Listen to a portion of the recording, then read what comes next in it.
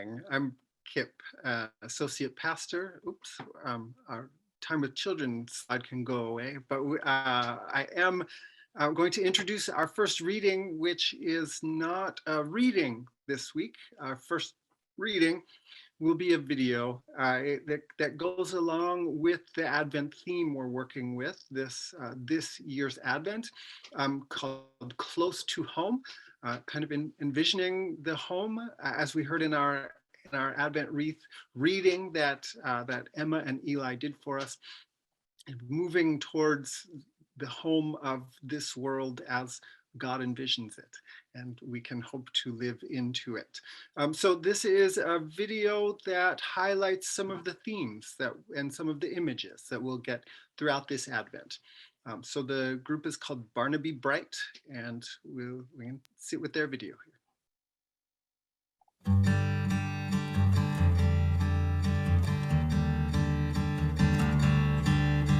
I can't describe the way I've been feeling. Everything all turned around inside my head. Longing to find some magical sign, the key to my deepest desire, the home that my body is left. I've waited on the victories, despite the love that leads to no avail.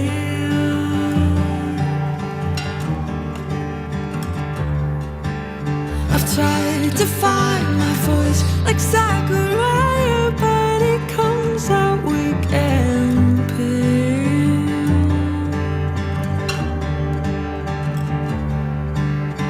Can we build a place for all the lost who long to be held inside the arms of love, the joy that sets us free?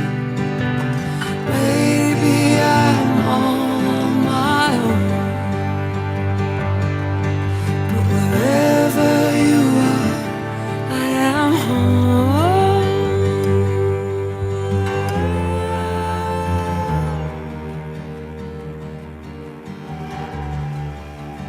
One night, it seems like a lifetime ago, some travelers far from their home searched for a room and a bed.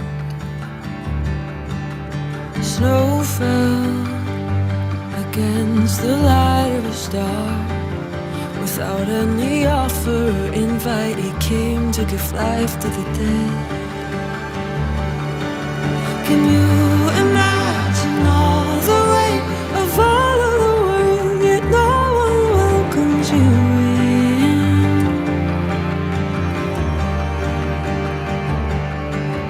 You cast away and cast aside, a dear to you, you cherish us just as we can.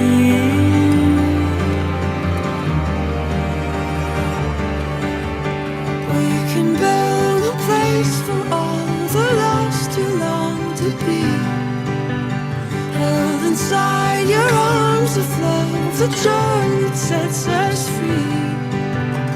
How are we ever alone? Wherever you are, we are home.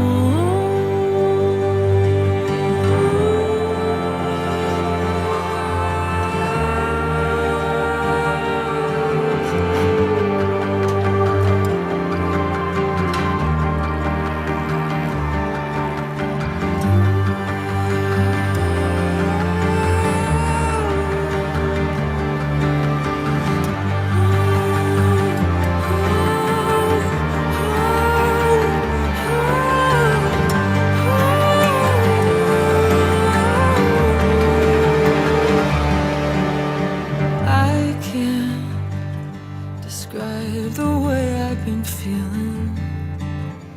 Everything all turned around inside my head.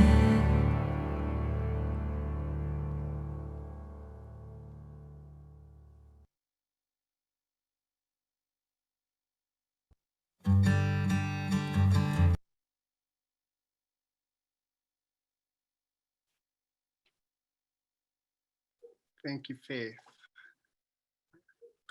Um, so that leads us to our assigned Bible reading for the morning, which is always a curveball to start Advent because this doesn't sound like Christmas at all. Today, the gospel reading comes from near the end of the Gospel of Luke, Luke chapter 21, verses 25 to 36. This is Jesus speaking to his followers about troubling things when it feels like the world is going to end. Signs will appear in the sun, the moon, and the stars. On the earth, nations will be in anguish, distraught at the roaring of the sea and the waves. People will die of fright in anticipation of what is coming upon the earth. The powers in the heavens will be shaken. After that, people will see the child of humanity coming on a cloud with great power and glory.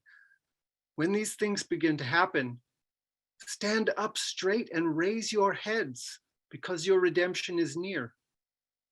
And he told them a parable. Look at the fig tree or any other tree. You see when they're budding and know that summer is near. In the same way, when you see all these things happening, know that the reign of God is near. The truth is, this generation will not pass away until all this takes place. The heavens and the earth will pass away, but my words will not pass away. Be on your guard, lest your spirits become bloated with indulgence, drunkenness, and worldly cares. That day will suddenly close in on you like a trap. It will come upon all who dwell on the face of the earth. So be on your watch. Pray constantly for the strength to escape whatever comes and to stand secure before the child of humanity. This is the Bible reading. I'm at that time of the semester, every semester in my introduction to religious studies class, as we get towards the end of the semester, where we are now. And I know my students will be stressing out about everything they have coming due, not only in my class, but all their other classes. I try to give them a little breather. It's movie time. And I try to be democratic about it. I give them a few options and we watch the majority choice. I always hope that they will choose the one about a subculture of Muslim punk rock musicians, because I find that one infinitely more interesting than what they always choose, which is a documentary called Hell House.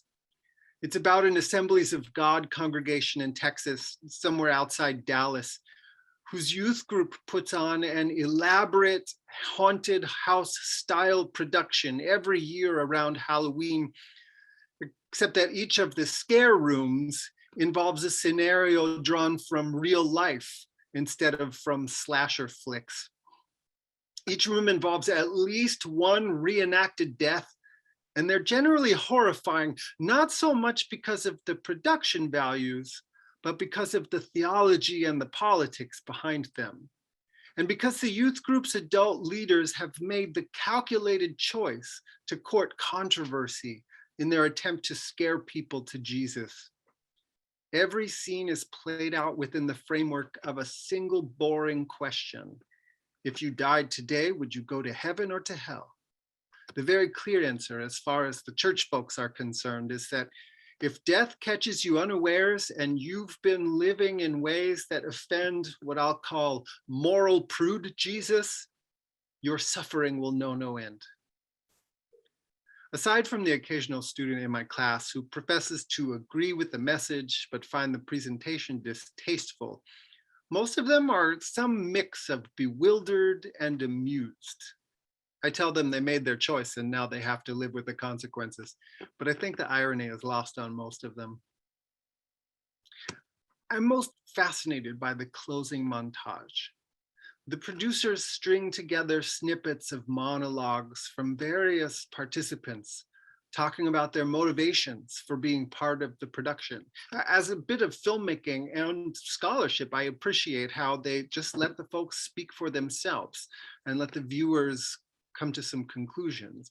But in this montage, one of the young women, who doesn't look at all traumatized, says, "The world is the worst that it has ever been. It's an ugly, evil world, and that's a scary thing, but at the same time, it's a good thing because it means that Jesus is close to coming." That's a whole lot to unpack right there. The world is terrible, but that's kind of a good thing because it means we'll be plucked out of it. Declaring that the world is the worst it's ever been is actually a time-honored tradition across a lot of religious practices. So is the hope of being plucked out of the trouble. The church folks in the film, they weren't the first people to interpret the apocalyptic passages of the Bible this way. Whole denominations have come into existence based on the conviction that the world is terrible and is about to end. Of course, the timeline never seems to quite work out. Even in the texts themselves, this passage from Luke has Jesus saying that the generation of his listeners wouldn't pass away before all the things happened. But it wasn't even written down until a generation afterward. The young woman in the film thought the world was the worst it's ever been, and that film is 20 years old already. One might argue that the world has actually gotten worse still, thanks in no small part to the kinds of politics and political decisions driven by some folks with apocalyptic mindsets. White supremacy is fashionable to wear openly. Climate change continues with little more than promises standing in its way. Guns and gun violence proliferate.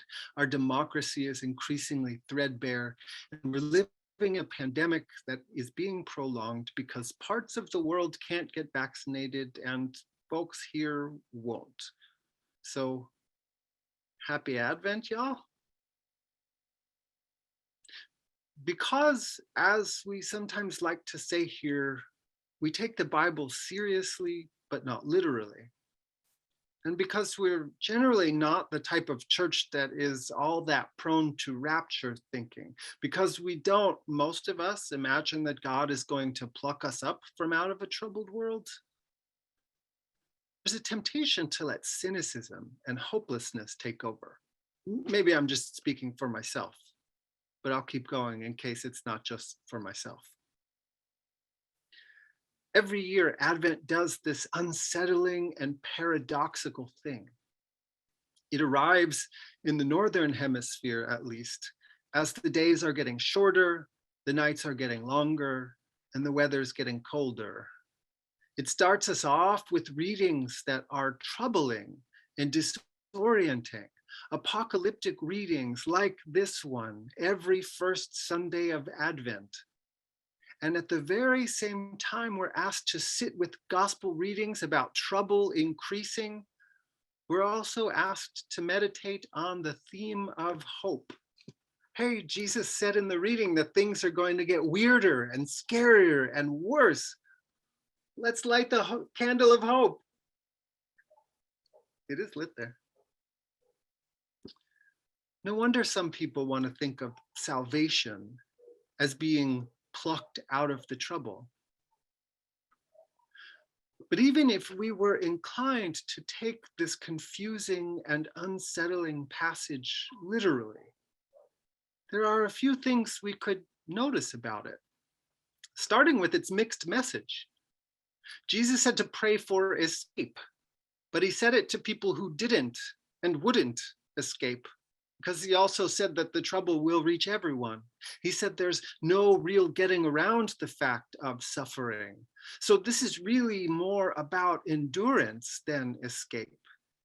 Even that confoundingly strange image of the child of humanity, or the human one, descending on a cloud, they're riding into the trouble, not away from it. Salvation is not a way out, it's a way through. The task of Advent is not to reject the world. Even as he talked about devastation and struggle and suffering, Jesus looked to the world itself for guidance, the overpowering awe of the ocean, the steady growing cycles of the fig tree and the other trees, which come back again and again and again. What is hope when the world is in trouble? Hope lies in being rooted to earth and grounded in community. Here's some contemporary Advent wisdom for us from one of our congregational patron saints. It's maybe a little less confusing than the Bible and a little less troubling. Mary Oliver's poem, When Death Comes, looks to the fact of our fragility and our finitude and finds in it inspiration. Where apocalyptic doomsayers scream, the end is coming, the end is coming, Mary Oliver says, the end is always with us. It will get here in its time. It will get here for each of us and for all of us. So let it shape your present. There's a very biblical hope that sounds gently here.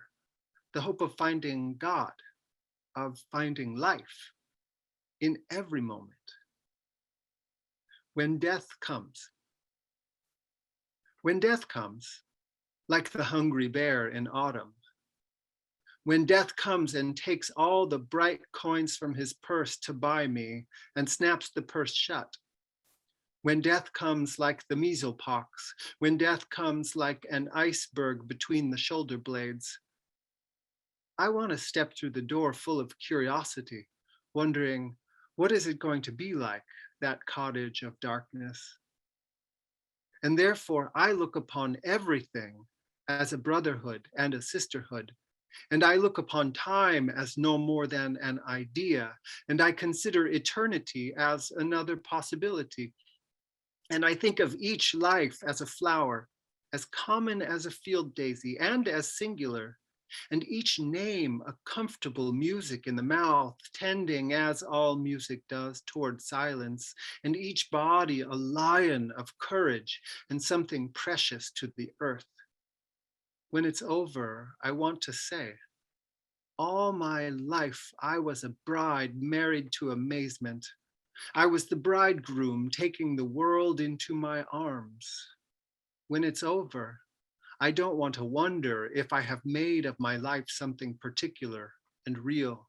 I don't want to find myself sighing and frightened or full of argument. I don't want to end up simply having visited this world. It's Mary Oliver. And we are more than visitors. In pleasure, in sorrow, in shared pain, in shared struggle, in shared triumph, we are more than visitors. We are a home for God in this world. This is God's good news. Amen.